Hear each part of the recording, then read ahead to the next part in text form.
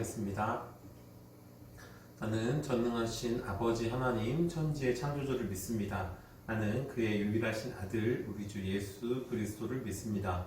그는 성령으로 잉태되어 동정녀 마리아에게서 나시고 본디오 빌라도에게 고난을 받아 십자가에 못 박혀 죽으시고 장사된 지 사흘 만에 죽은 자 가운데서 다시 살아나셨으며 하늘에 오르시어 전능하신 아버지 하나님 우편에 앉아 계시다가 거기로부터 살아있는 자와 죽은 자를 심판하러 오십니다. 나는 성령을 믿으며 거룩한 공교회와 성도의 교제와 죄를 용서받는 것과 몸의 부활과 영생을 믿습니다. 아멘. 찬송가 405장입니다. 찬송가 405장입니다.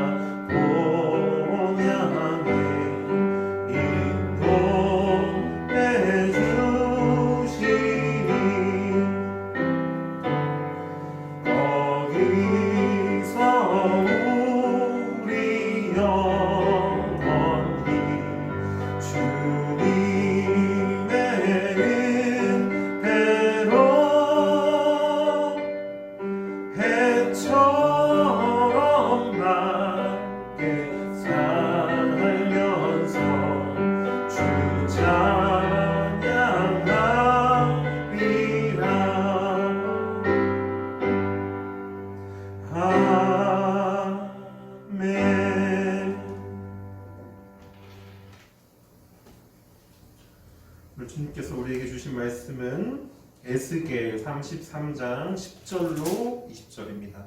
에스겔 33장 10절로 20절입니다. 그런즉 인자야 너는 이스라엘 족속에게 이르기를 너희가 말하여 이르되 우리의 허물과 죄가 이미 우리에게 있어 우리로 그 가운데에서 쇠퇴하게 하니 어찌 능히 살리요 하거니와 너는 그들에게 말하라 주 여호와의 말씀이니라 나의 삶을 두고 맹세하노니 나는 악인이 죽는 것을 기뻐하지 아니하고 악인이 그의 길에서 돌이켜 떠나 사는 것을 기뻐하노라. 이스라엘 족속아 돌이키고 돌이키라 너희 악한 길에서 떠나 어찌 죽고자 하느냐 하셨다 하라. 인자야 너는 내 민족에게 이르기를 의인이 범죄하는 날에는 그 공의가 구원하지 못할 것이요 악인이 돌이켜 그 악에서 떠나는 날에는 그 악이 그를 엎드러뜨리지 못할 것인즉 의인이 범죄하는 날에는 그 의로 말미암아 살지 못하리라. 가령 내가 의인에게 말하기를 너는 살리라 하였다 하자 그가 그 공의를 스스로 믿고 죄악을 행하면 그 모든 의로운 행위가 하나도 기억되지 아니하리니 그가 그 지은 죄악으로 말미암아 곧 그 안에서 죽으리라. 가령 내가 악인에게 말하기를 너는 죽으리라 하였다 하자 그가 돌이켜 자기의 죄에서 떠나서 정의와 공의로 행하여 저당물을 도로 주며 강탈한 물건을 돌려보내고 생명의 율례를 지켜 행하여 죄악을 범하지 아니하면 그가 반드시 살고 죽지 아니할지라. 그가 본래 범한 모든 죄가 기억되지 아니하리니 그가 반드시 살리라. 이는 정의와 공의를 행하였음이라 하라. 그래도 내 민족은 말하기를 주의 길이 바르지 아니하다 하는도다. 그러나 실상은 그들의 길이 바르지 아니하니라. 만일 의인이 돌이켜 그 공에서 떠나 죄악을 범하면 그가 그 가운데에서 죽을 것이고, 만일 악인이 돌이켜 그 악에서 떠나 정의와 공의대로 행하면 그가 그로 말미암아 살리라. 그러나 너희가 이르기를 주의 길이 바르지 아니하다 하는도다. 이스라엘 족속아, 나는 너희가 각기 행한 대로 심판하리라 하시니라. 아멘. 오늘까지 저는 진리가 우리를 자유롭게 합니다 라는 제목으로 설교를 세 번째 하고 있습니다. 첫 번째 설교에서 제가 하고 싶었던 말은 과거의 안 좋은 기억이 우리를 고통스럽게 하는데, 그렇기 때문에 하나님을 만나서 우리의 고통의 순간에 함께 하셨던 그 하나님을 만나서 우리의 기억 자체가 구원받아야 한다는 것이었습니다. 두 번째 설교에서 저는 우리가 늙고 병들어간다 할지라도 그 안에서 우리를 겸손하게 하시는 분을 만나고 함께 고통당하는 하나님과 인내할 수 있다면 주님이 우리를 주님의 형상으로 이루어 가시고 그분이 우리를 통해 영광 받으실 것이라는 이야기를 전했습니다. 오늘 설교에서 제가 여러분에게 하고 싶은 말은, 악인에게도 해를 비추시는 하나님을 바라보고 신뢰해야, 그럴 수 있어야 우리의 불만과 불편함으로부터 우리가 자유롭게 될 수 있다는 것입니다. 우리가 삶을 살아가면서 언제 기분이 나쁜가 하면 굉장히 부도덕한 사람이, 아니 내가 부도덕하다고 생각하는 사람이 사회에서 잘 나가고 성공하고 입신양명해서 출세 가도를 달리는 것을 볼 때입니다. 그래서 어떤 일이 일어나는지 아십니까? 연예인의 경우 익명으로 그 사람이 과거에 저질렀던 잘못들이 인터넷 사이트에 마구잡이로 게시되고는 합니다.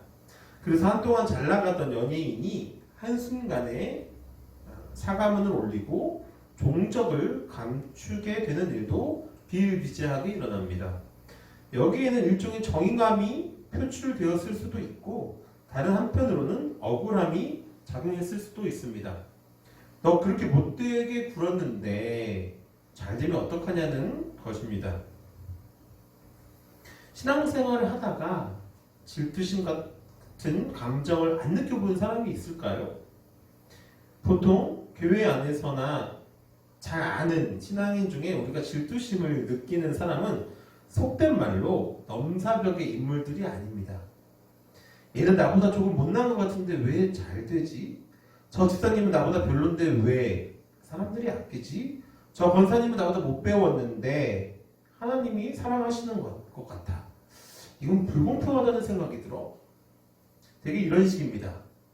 이런 식의 감정이 극단적으로 표출되면 저 사람은 엄청난 죄인인데 하나님의 용서를 받고 사랑을 받아도 되는 것인가 하는 질문을 하게 됩니다. 예전에 광복절 특사로 모 대기업의 총수가 수감된 지 2년 7개월 만에 출소를 했습니다. 그는 횡령과 배임으로 비자금을 조성했다는 혐의로 검찰에 기소된 사람이었습니다. 징역 4년의 실형을 받고 선고받고 징역형을 살다가 광복절 70주년 특별 사면으로 1년 5개월의 형기를 면제받아 세상에 나올 수 있었다고 합니다. 그런데 출소하는 그의 왼손에는 성경책이 들려 있었습니다. 그 모습은 실제로 그가 변화했다는 뜻이던지 아니면 자신이 수감 기간 중에 변했다는 것을 보여주려는 의도가 담긴 행동인지 우리가 정확하게 구분할 수는 없어도 굉장히 의미 있는 행동임에 틀림이 없습니다. 게다가 그는 출소하는 자리에서 90도로 허리 숙여 인사했고 심려를 끼쳐 국민 여러분께 대단히 죄송하다라는 말도 빼놓지 않았습니다. 그런데 그때 부정적인 시선을 보내며 일종의 퍼포먼스라고 일축하며 종교를 광고 도구로 이용한다는 독설이 긍정적인 의견보다 훨씬 더 많았습니다. 자, 이쯤에서 여러분이 잘 아는 영화 미량의 원작인 소설 벌레 이야기에 대해서 이야기를 해보려고 합니다. 줄거리는 이렇습니다.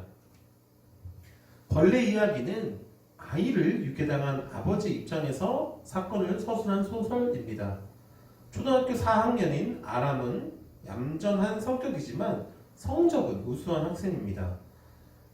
아람은 주3반에 들어간 다음 주산학원에 다니게 해달라고 조릅니다.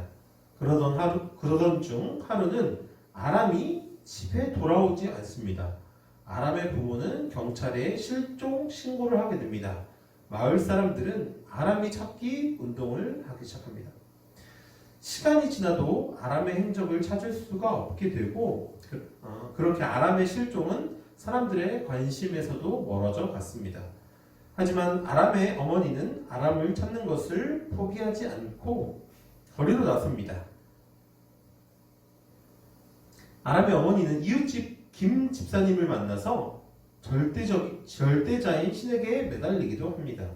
가련한 영혼에게 은혜를 베풀어 달라고, 아이를 꼭 찾게 해달라고 아이의 어머니는 간곡하게 기도를 올렸지만 절대자는 그 아이의 어머니의 기도를 들어주지 않습니다.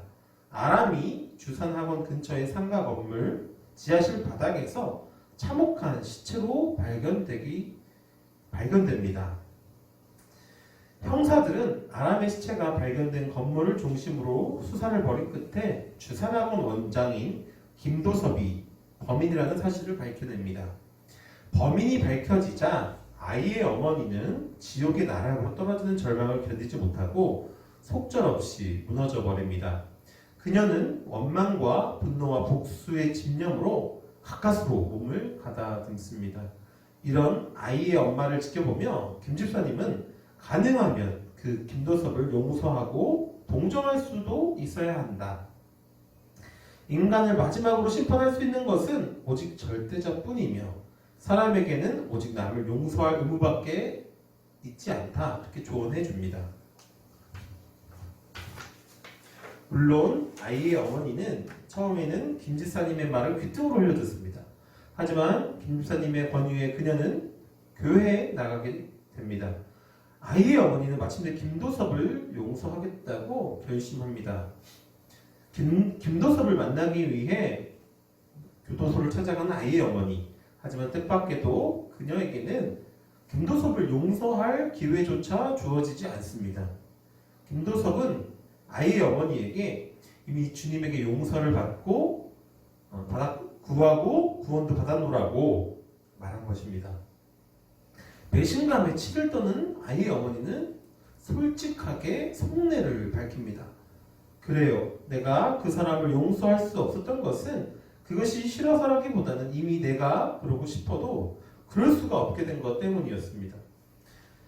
그 사람은 이미 용서를 받고 있었어요. 나는 새삼스레 그를 용서할 수도 없었고 그럴 필요도 없었어요. 하지만 나보다 누가 먼저 용서합니까? 내가 그를 아직 용서하지 않았는데 어느 누가 나 먼저 그를 용서하느냐 말이에요. 그의 죄가 나밖에 누구에게서 먼저 용서될 수 있겠어요? 그럴 권리는 주님에게도 있을 수가 없어요. 그런데 주님께서는 내게서 그걸 빼앗아 가버리신 거예요.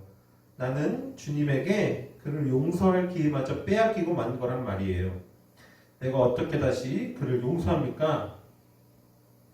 김도섭은 현장에서 아이의 영혼을 저와 함께 주님의 나라로 인도해 주시고 살아남아 고통받는 그 가족분들의 슬픔을 사랑으로 덜어주고 위로해 주십시오 라는 말을 남기고 세상을 떠납니다. 그리고 이틀 후에 아이의 어머니는 슬픔과 분노를 견디지 못하고 유서조차 남기지 않은 채 약을 마시고 자살합니다. 설교를 위해 가져온 이야기이기 때문에 이 이야기를 하는 것이 여러분이 듣기에 강 건너 불구경하듯 먼 나라 남의 이야기처럼 들릴 수도 있을 것입니다. 그렇기 때문에 마음 편하게 여러분이 아이의 부모라면 어떻게 하시겠냐는 식의 질문은 하지 않겠습니다. 저라도 쉽게 용서하겠다는 말은 못하겠습니다. 다만 제가 묻고 싶은 것은 여러분이 생각하시기에 정말로 유괴범인 주산학원 원장 김도섭은 하나님의 용서를 받았을까요? 그가 구원받을 수 있다고 생각하시나요? 그가 유괴된 아이의 어머니를 만나 하는 고백과 죽기 전 남긴 기도를 들으면서 혹시라도 화가 나지 않으시던가요? 오늘 본문인 에스겔 33장 10절로 20절을 살펴봅니다. 지난 100일 심야 기도회 때 기회가 있을 때마다 몇 번 이야기했습니다만 선지자는 율법이 잘 지켜지지 않을 때 하나님의 심판이 임할 것이라는 선포를 하기 위해 하나님이 부르시면 하나님의 신탁을 받고 속세에 나가서 임박한 심판에 대해서 선포합니다. 그러나 그는 하나님의 심판이 아니라 반드시 악인의 회개에 초점을 맞추어야 합니다. 오늘 본문인 33장에서 에스겔은 표면적으로 예언의 대상이 의인과 악인이라고 밝히고 있지만 궁극적으로는 악인의 회개에 관심을 두고 있습니다. 이런 관점에서 에스겔 선지자는 하나님이 악인의 회개를 기뻐하신다는 선언과 아울러서 회개의 가능성에 대해서 여러 번 반복하고 있습니다. 사실 하나님은 기본적으로 죄인을 버리시지 않으시고 회개의 기회를 주어 하나님의 백성으로 삼으려는 의도를 가지고 계십니다. 예수님도 이러한 하나님의 뜻을 알고 당시에 죄인이라고 인식되었던 사람들에게 집중적으로 복음을 전하십니다. 선지자의 예언의 내용은 회개를 통한 현재 삶의 질적인 변화를 촉구하는 것입니다. 선지자는 설득하는 자세로 전해야 합니다. 그것이 오늘 본문 13절과 13절로 14절, 18절로 19절에 매우 잘 나타나 있습니다. 이 부분에서 나타나는 가정적인 표현들이 선지자가 이스라엘 백성들에 대해 정죄하는 자세가 아니라 합리적으로 설득하는 자세를 가져야 한다는 사실을 보여줍니다. 물론 하나님의 엄중한 심판을 선언할 때 반드시 불같이 해야겠지만 기본적으로 백성들의 상황을 고려하면서 지혜롭게 회개를 촉구해야 합니다. 물론 성경을 읽다가 이런 구절들을 만나면 혼란스러워지는 것은 사실입니다. 하나님의 말씀대로 그분의 뜻대로 살지 않을 때 심판하시는 공의의 하나님은 어디 계시느냐, 더 나아가 이렇다면 우리가 그분의 뜻대로 말씀대로 제대로 살아야 하는 이유가 무엇이냐 이렇게 반문하고 싶은 분들도 있을 것입니다. 지금 기분이 나빠야 정상입니다. 그래서 신앙생활을 하는 우리의 진짜 고민이 생겨야 합니다. 성경의 여러 가지 진리들을 조화시키는 일이 항상 쉽지 않을 수도 있습니다. 그럼에도 불구하고 우리는 논리적인 일관성을 바라는 자기 자신의 갈망과 자신이 좋아하지 않는 진리에 대한 분노를 겸손히 억제해야 합니다. 우리가 그렇게 계속 읽고 고민하며 기도하고 신뢰할 때 하나님은 우리로 하여금 하나님과 관련된 진리들 간에 얽혀있는 관계를 더욱 선명하게 통찰할 수 있는 지혜를 주실 것입니다. 우리가 하나님께서 하시는 모든 일이 논리적이며 일관성 있다고 확신할 수는 있습니다. 하지만 우리가 하나님의 취지대로 받아들일 만한 인내와 겸손을 발휘하지 못할 일이라고 해서 감히 그것을 부정하려고 해서는 안 됩니다. 자, 여기서 한 가지 질문을 드리자면 선하고 자애로운 아버지가 자녀를 끝없는 벌에 처하게 내버려 둘까요? 물론 아닙니다. 그렇다면 하나님은 더욱 그러지 않으실 것입니다. 하나님이 사람들을 징벌하실 수는 것은 당연하지만 그들을 회개시키기 위해 그리고 사랑하는 마음에서만 그렇게 하십니다. 그분의 유일한 관심사는 피조물들로 하여금 죄에서 벗어나 하나님의 품에 안기게 하는 데 있습니다. 이것이 오늘 제가 하고 싶은 말입니다. 물론 성경의 여러 구절에서 돌이킬 수 없는 죄, 회개가 아니라 심판이 목적인 회복이 불가능한 선언도 많이 볼 수 있습니다. 그럼에도 불구하고 그 공의로운 하나님께서 선하시고 악을 미워하시는 분이 죄를 극히 미워하시며 악을 모르시는 거룩한 하나님이 결코 구원받을 수 없는 죄인들을 예수 그리스도를 통해서 순종하는 사람들을 구원해 주시기 때문에 눈에 보이는 죄인들을 단지 내 눈에, 내 기준에, 내 가치관에 맞춰서 재단할 수는 없다는 것입니다. 그렇기 때문에 내가 받은 구원의 경험을 통해 사랑의 하나님을, 하나님의 사랑을 우리가 말하지 않을 수 없다는 것입니다. 이런 비슷한 이야기가 신약에서도 등장합니다. 마태복음 5장 43절로 48절입니다. 함께 읽겠습니다. 또 이웃을 사랑하고 네 원수를 미워하라 하였다는 것을 너희가 들었으나 나는 너희에게 이르노니 너희 원수를 사랑하며 너희를 박해하는 자를 위하여 기도하라. 이같이 한즉 하늘에 계신 너희 아버지의 아들이 되리니 이는 하나님이 그 해를 악인과 선인에게 비추시며 비를 의로운 자와 불의한 자에게 내려주심이라. 너희가 너희를 사랑하는 자를 사랑하면 무슨 상이 있으리요? 세리도 이같이 아니하냐? 또 너희가 너희 형제에게만 무난하면 남보다 더하는 것이 무엇이냐? 이방인들도 이같이 아니하느냐? 그러므로 하늘에 계신 너희 아버지의 온전하심과 같이 너희도 온전하라. 네. 43절부터 굉장히 충격적입니다. 그 당시 사람들은 레위기 19장 18절 이웃 사랑하기를 네 몸과 같이 하라 라는 율법의 말씀에 방점을 찍고 살아가고 있는 것이 아니라 서기관들이 잘못 해석해서 끌어낸 결론인 네 원수를 미워하라는 말에 주안점을 두고 있었던 것입니다.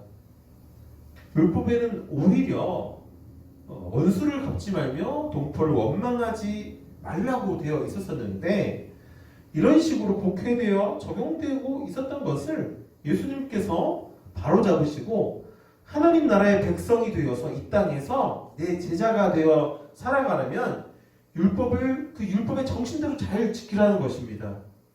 어쩌면 더 높은 차원의 순종이 필요합니다.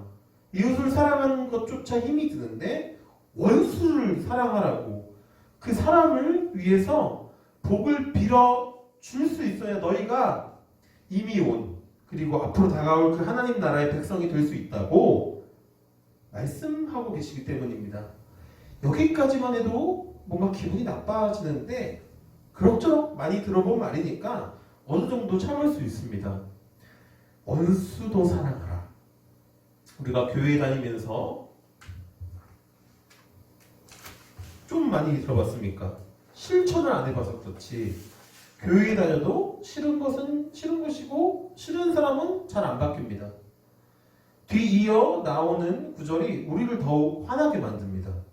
이는 하나님이 그 해를 악인과 선인에게 비추시며 비를 의로운 자와 불의한 자에게 내려주심이라. 이 구절이 저는 이렇게 다가옵니다. 하나님이 걔도 사랑하셔. 네가 미워하는 걔도 하나님의 자녀야. 너처럼. 진짜 우리를 미치게 하는 것은 여기까지 와야 여기까지 할 수 있어야 우리가 하나님 나라의 백성이 된다는 사실입니다. 끝으로 누가복음 19장에 있는 한 명의 회개한 죄인의 이야기를 들려드리고 설교를 마무리하겠습니다. 자, 한번 읽어보겠습니다. 19장 1절로 10절입니다. 누가복음 19장 1절로 10절입니다. 예수께서 여리고로 들어가 지나가시더라. 삭개오라 하는 이름 아는 자가 있으니 세리장이요 또한 부자라. 그가 예수께서 어떠한 사람인가 하여 보고자 하되 키가 작고 사람이 많아 할 수 없어 앞으로 달려가서 보기 위하여 돌무화과 나무에 올라가니 이는 예수께서 그리로 지나가시게 되밀어라.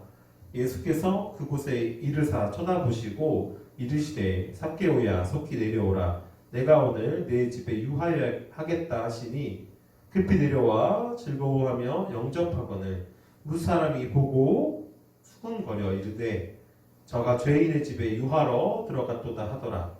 삭개오가 서서 주께 여짜오되 주여 보시옵소서 내 소유의 절반을 가난한 자들에게 주겠사오며 만일 누구의 것을 속여 빼앗은 일이 있으면 내 갑절이나 갚겠나이다. 예수께서 이르시되 오늘 구원이 이 집에 이르렀으니 이 사람도 아브라함의 자손이미로다.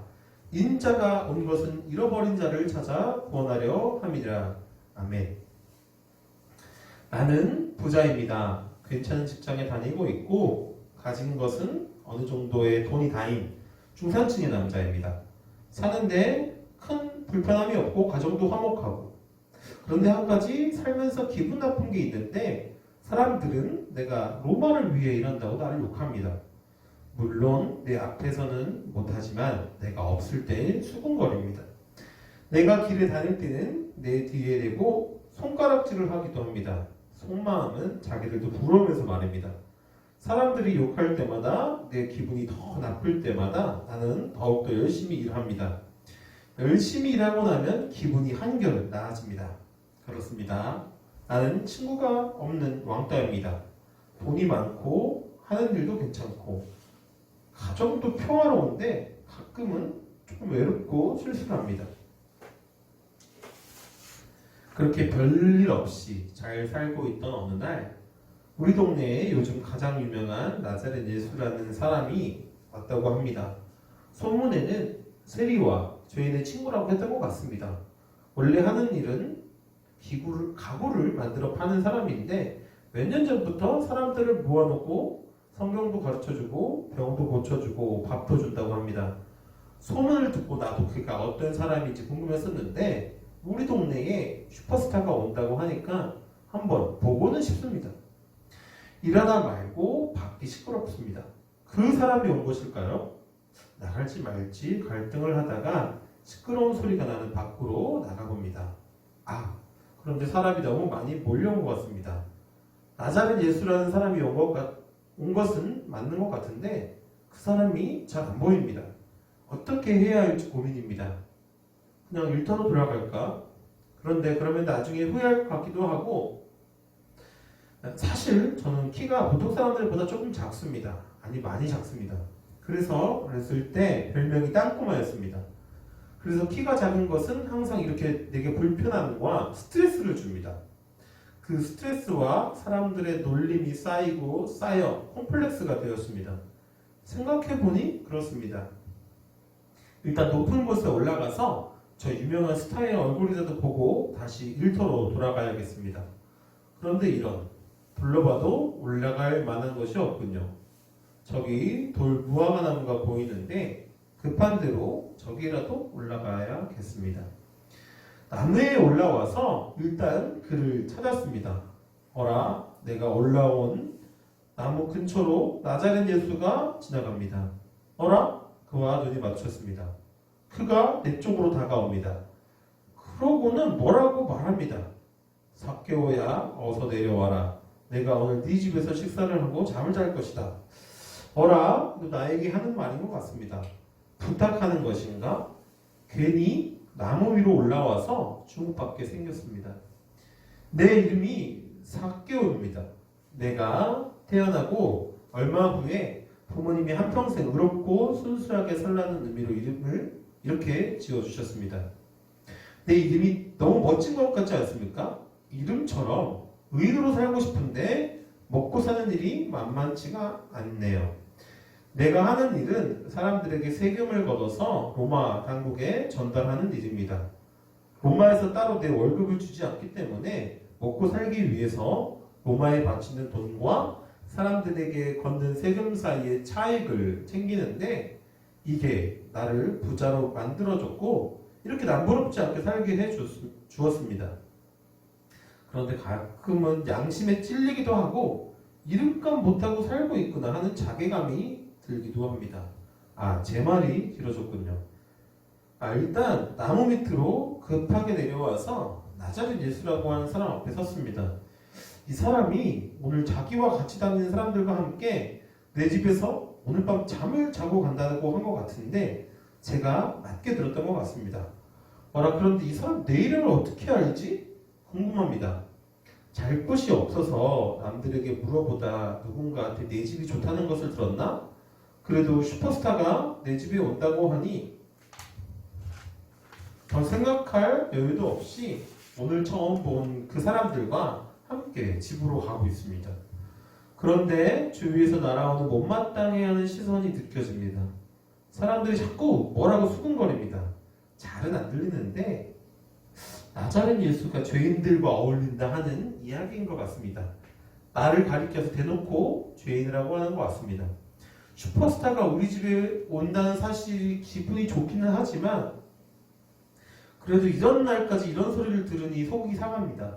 나도 알고 남도 아는 누구나 다 아는 사실을 뇌기로 확인할 때 드는 절망감이라. 내가 어떤 결함이 있는지 잘 모르는 나와 새로운 친구가 되려고 하는 사람 앞에서 이런 이야기를 들으니 자존심이 좀 상합니다. 너무 수치스럽습니다. 이쯤 되자 그와 함께 온 사람들도 내 집에 가는 것을 말리는 것 같습니다. 여차저차 해서 집으로 가는 길. 저 멀리 내 집이 보입니다. 자랑스러운 나의 집. 사회적으로 성공한 나를 보여주는 그런 집. 나는 정말 열심히 살아왔습니다. 주위를 돌아볼 틈도 없이 열심히 살았습니다. 그런데 오늘은 저기 보이는 내 집이 왜 이래도 수치스럽고 나를 수치스럽게 만드는지 모르겠습니다. 저 집을 가지려고 그동안 주위를 돌아보지 못했구나 하는 생각이 듭니다. 예수님도 내 옆에서 저 멀리 보이는 나의 집을 바라봅니다. 예수님과 같이 내가 살아온 인생을 바라봅니다. 사람들의 싸늘한 시선을 뚫고 내 집으로 가는 예수와 함께 그렇게 예수의 시선으로 나의 인생을 봅니다. 예수님은 순수하게 나를 봅니다. 사람들이 뭐라고 나를 욕하던, 내가 그동안 어떻게 살아왔건, 내 별명이 무엇이건, 내 평판이 어떤지 신경 쓰지 않습니다. 나도 수치스러워하는 삶인데, 그래서 외로운 삶이었는데 예수는 그저 내 모습 그대로 나를 보십니다. 그동안 아무리 좋은 것들로 채워도 횡했던, 그래서 외로웠던 내 집에서 예수와 그와 같이 온 사람들과 함께 저녁을 먹는데 갑자기 나는 어떤 마음이 들었습니다. 의롭다고 소문난, 못 배우고 가난한 사람들에게 성경도 가르쳐주고 밥도 주고 병도 고쳐주는 저 사람이 적어도 나 때문에 같은 취급을 당해서는 안 된다는 생각이 들었습니다. 그래서 밥을 다 먹고 난 뒤 이렇게 말했습니다. 나 그렇게 나쁜 놈 아닙니다. 그리고 앞으로 잘해볼 겁니다. 앞으로 예수님 당신처럼 살 것입니다. 내가 이렇게 살아도 모세의 율법은 아는데 율법처럼 의롭게, 내 이름처럼 의롭고 순수하게 살 겁니다. 그때 예수님이 말합니다. 나는 너와 네 가족을 회복시키려고 왔어. 너는 하나님의 자식이야. 남의 자식이 아니야.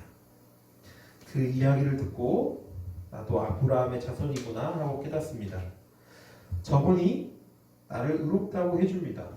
나를 찾아온 그 회복을 생각합니다. 내 안에 겹겹이 쌓였던 열등감과 상처, 그래서 그것을 극복하려고 더 열심히 치열하게 살면 살수록 찾아와서 나를 억누르던 외로움과 허무함이 치유되기 시작합니다. 내가 저분을 만나려고 나무 위로 올라갔구나. 아무리 세상에서 위로 올라가도 그대로 있던 것들이 이제야 해소가 되는 것 같습니다. 나는 오늘 예수를 만났습니다. 기도하겠습니다. 높으신 주님, 은혜와 사랑을 감사드립니다. 아버지, 진리가 우리를 자유롭게 한다는 사실을 깨닫고 또한 의인뿐 아니라 악인의 회개를 바라시고 기뻐하시는 주님의 뜻을 온전히 깨닫는 우리들 되게 하여 주시옵소서. 예수님의 이름으로 기도드립니다. 아멘. 주기도문 하겠습니다. 하늘에 계신 우리 아버지, 아버지의 이름을 거룩하게 하시며 아버지의 나라가 오게 하시며 아버지의 뜻이 하늘에서와 같이 땅에서도 이루어지게 하소서. 오늘 우리에게 일용할 양식을 주시고 우리가 우리에게 잘못한 사람을 용서하여 준 것 같이 우리 죄를 용서하여 주시고 우리를 시험에 빠지지 않게 하시고 악에서 구하소서. 나라와 권능과 영광이 영원히 아버지의 것입니다. 아멘.